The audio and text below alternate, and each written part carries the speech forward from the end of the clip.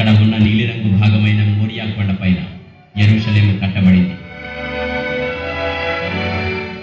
2000 సంవత్సరాల క్రితం దేవుడు ఇస్సాకును బలికోరిన స్థలం ఇదే. దానికి బదులుగా యేసుక్రీస్తును అదే కొండపైన దేవుడు బలి ఇచ్చాడు. పచ్చటి ప్రాంతం ఉత్తర భాగాన ఉన్నతమైన కొండ ప్రాంతం గొల్గొతా ఉన్న స్థలం. ఇది ప్రత్యేక ఆసక్తి కలిగిన స్థలం. యేసుక్రీస్తును సిలువ వేయుటకు ఉపయోగించినని ఈ రాతి మీద వేయబడి ఉన్న రోమియోల చిత్రపటాల ద్వారా తెలుసుకొనగలము.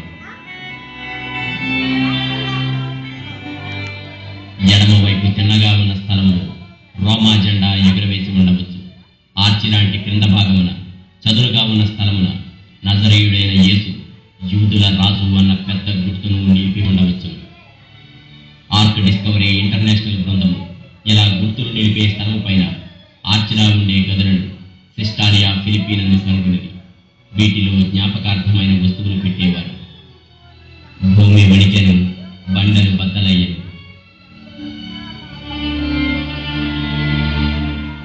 ఒక పెద్దరాయి పైనుండి క్రింద వరకు పగిలి ఉండుటయు, నేడు అది పూర్వబడి ఉండుటయు ఆ ప్రతిమలను నిలవబెట్టు స్థలము వరకు దీనిని చూడగలము.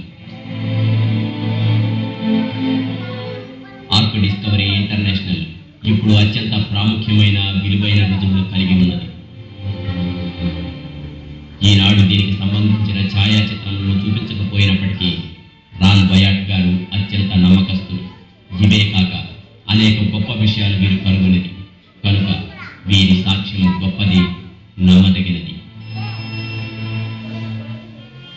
ఇది అనూహ్యమైన అనుభవం. నోవాహు ఓడను కనుగొనుటకు ప్రభువు నాకు సహాయం చేశాను. ఐగుప్తీయుల రథముల అవశేషములు కనుగొనుటకు కూడా సహాయం చేశాను. దేవుడు నియమించిన సమయాన ఈ ఆశ్చర్యకరమైన ఆవిష్కరణను